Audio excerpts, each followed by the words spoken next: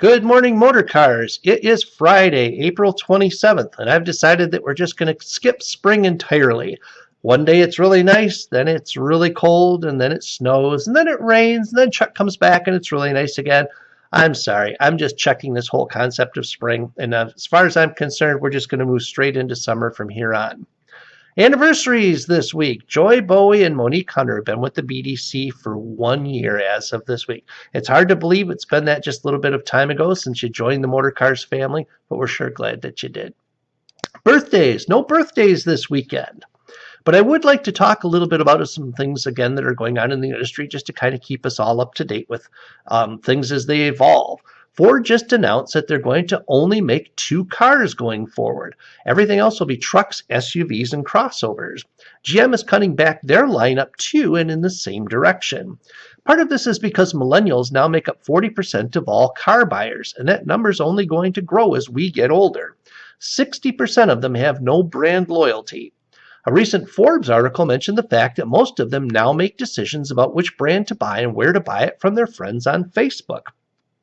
It's also no longer enough to have a web page. Check out Tesla's site, which I just did a couple of seconds ago. You can build and buy your car in real time, right down to knowing your exact monthly payment and delivery date in just seconds.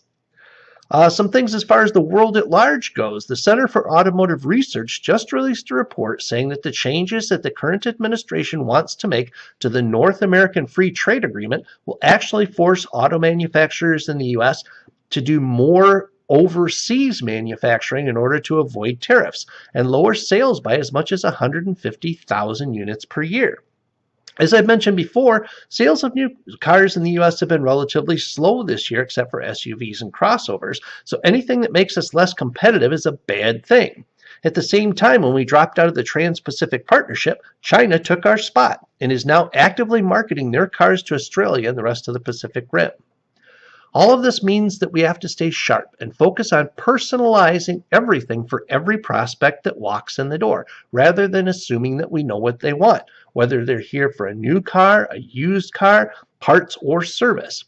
Don't guess, don't assume, don't speculate. Listen, confirm, and ask permission. Customers already have all of the power, and the way to keep them coming in the door is to acknowledge that and ask how we can help.